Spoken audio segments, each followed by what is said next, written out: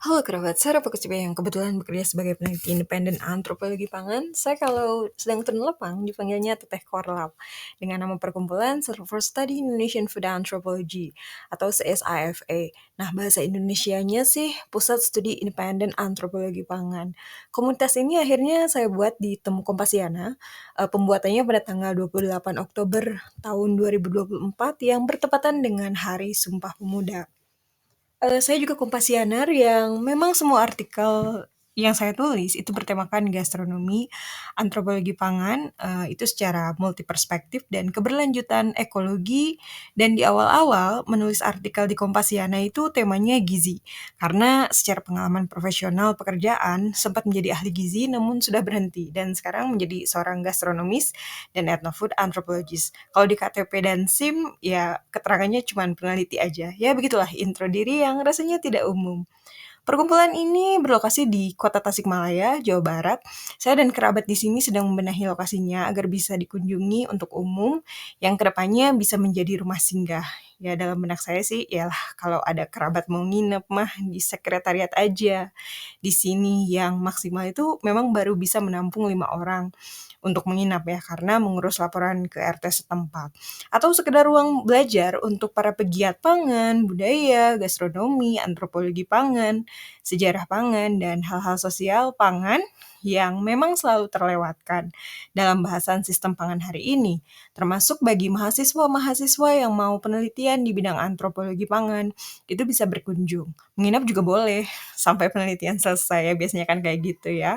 Dan rasanya pusat studi di Indonesia itu terlalu kaku dalam menyambut para pemikir, kemudian ilmuwan, bahkan publik dengan segala keribetan administrasinya.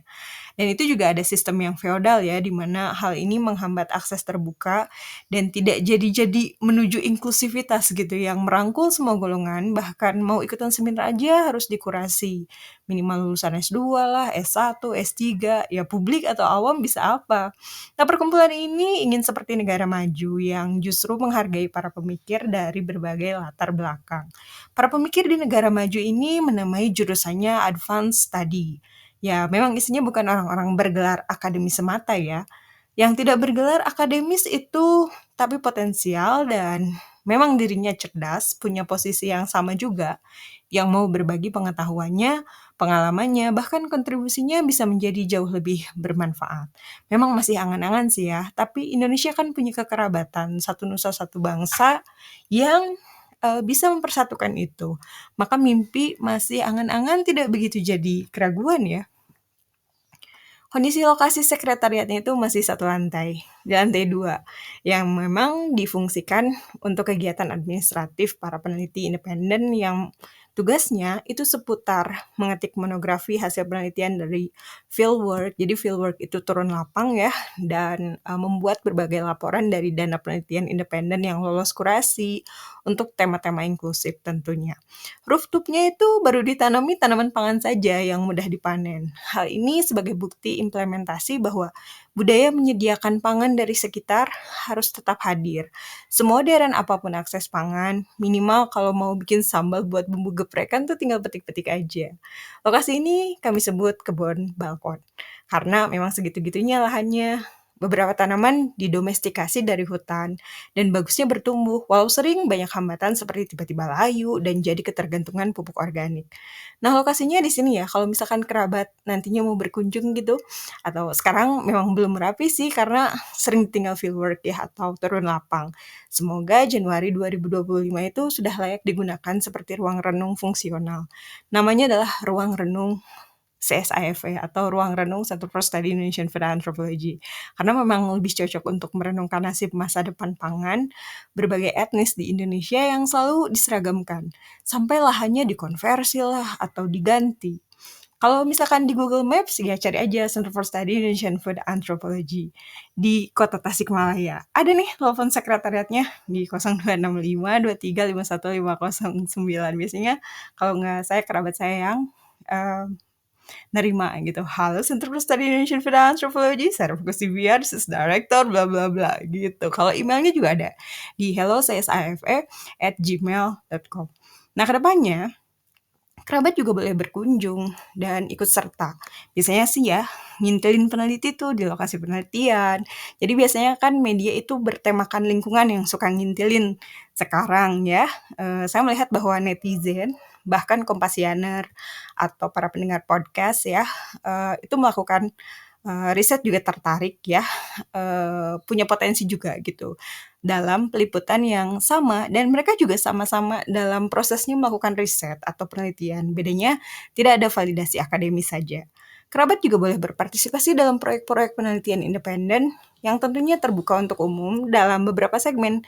Biasanya sih ya, yang sudah-sudah ada yang ikut tur lapangan sambil foto-foto, bikin video ala-ala pewarta berita, ada yang ngasih masukan dan jadi pemimpin FGD atau Focus Group Discussion. Bahkan ada yang menambah relasi dengan masyarakat di lokasi penelitian. Hal ini juga disebabkan adanya relasi antar manusia walaupun tidak saling kenal. Dalam antropologi psikologi itu disebut familiaritas sosial atau keterkaitan sosial. Kalau kerabat sempat baca bukunya antropolog psikologi atau biologi Robin Dunbar yang berjudul Friends, Understanding the Power of Utmost Important Relationships, Dunbar itu merangkum pentingnya hubungan sosial, baik itu pertemanan, relasi suami istri sebagai pasangan, hubungan keluarga, relasi profesional, hingga hubungan dengan berbagai manusia.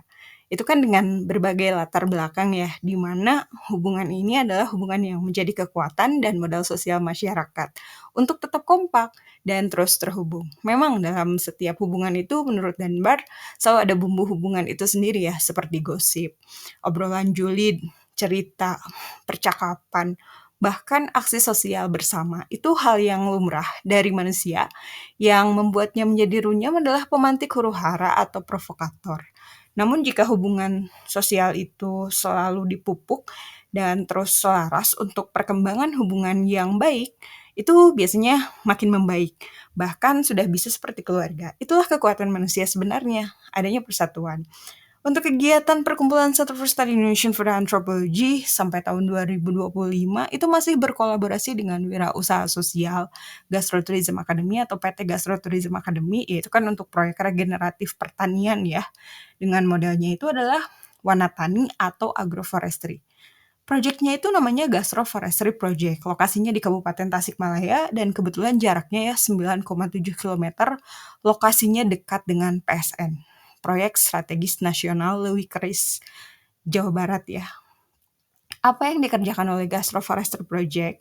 Intinya memulihkan ekologi dari berbagai ekosistem yang rusak karena bencana ekologis dan melestarikan kembali Wanatani di tengah ancaman pembangunan perumahan kredit di lokasi pedesaan.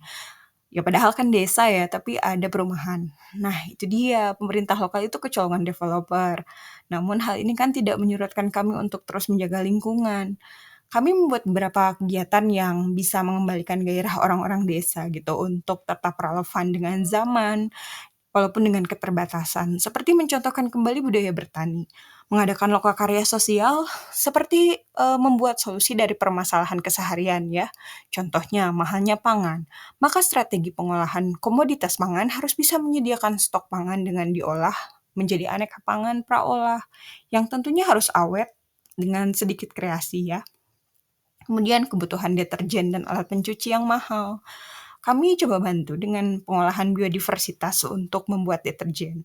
Dari biodiversitas hutan, sabun cuci piring misalnya, pembersih toilet, dari komoditas hutan juga itu biasanya diekstraksi ya. Terakhir kami membuat tur lingkungan yang kami beri nama Gastroforestry Tour.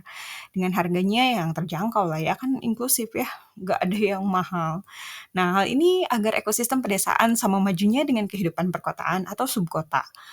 Hal ini juga yang akan menambah semangat masyarakat yang berbudaya tentunya, bangga terhadap negaranya. Ya, Indonesia kan walaupun banyak sekali kompleksitas yang terjadi, ya, namun mari dihadapi bersama. Terlebih permasalahan hajat orang banyak dari berbagai golongan, bahkan tidak memandang usia, yaitu sektor pangan dan budayanya.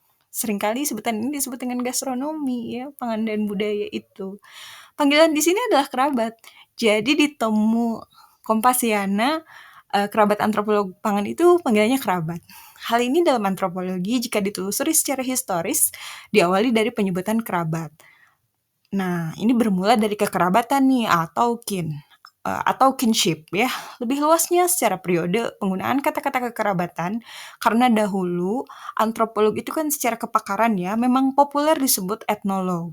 Misalnya ada Lewis Henry Morgan, itu meneliti tentang kekerabatan hubungan darah dari perkawinan, di mana hasil penelitiannya itu menyimpulkan bahwa kekerabatan itu luas, bisa terikat tidak hanya dengan genetik dari aliran darah, tetapi adanya unit sosial, identitas budaya, dan non-biologis yang memang tercipta dari hubungan sosial juga. Kekerabatan juga adalah penentu cerminan perkembangan budaya, peradaban, dan juga nilai-nilai dalam masyarakat. Temu Kompasiana Kerabat Antropolog Pangan itu terbuka bagi siapapun yang memang senang berpikir tentang pangan dan budayanya secara antropologis. Tapi kita semua bukan antropolog, bahkan tidak punya gelar akademis antropologi. Sudahlah, itu perdebatan klasik yang tidak berakhir dari kubu akademis ya, yang tidak menelusuri sejarah terbentuknya jurusan antropologi. Secara pembentukan saja, jurusan antropologi itu terbentuk dari pengembangan dan para ilmuwan bidang biologi, geografi, sejarah, etnologi, fisika, ilmu budaya, dan ilmu sosial humaniora lainnya termasuk arkeologi. Lain waktu itu akan dibahaslah bagaimana ragam antropologi itu terbentuk hingga mengerucut ya menjadi antropologi pangan, antropologi kuliner, antropologi gizi, bahkan antropologi gastronomi yang lebih spesifik. Ada juga antropologi ragawi. Nah, itu hingga antropologi visual semesta. Itulah perkembangan pengetahuan jika manusia selalu mengembangkannya dalam relevansi keadaan. Temu Kompasiana Kerabat Antropologi ini dalam waktu dekat akan menyajikan beberapa bahan bacaan pengenalan ya seputar antropologi pangan dan gastronomi. Bahkan sistem pangan ya. Podcast-podcast yang memang hasil temuan, kemudian dan juga penelitian para antropolog yang menjelaskan kondisi pangan yang jarang diberitakan juga oleh media umum ya tentunya, itu bisa disimak kok di YouTube-nya Center for Study Indonesian Food Anthropology. Nah, kerabat juga bisa berpartisipasi nih dalam bentuk uh, artikel ya atau podcast, maaf, video atau podcast ya terserahlah itu. Dan itu tidak dibebankan bahkan tidak wajib ya. Kayaknya gitu aja untuk pengenalan pertama di Temu Kompasiana Kerabat Antropolog Pangan. Demikian, hatur nuhun.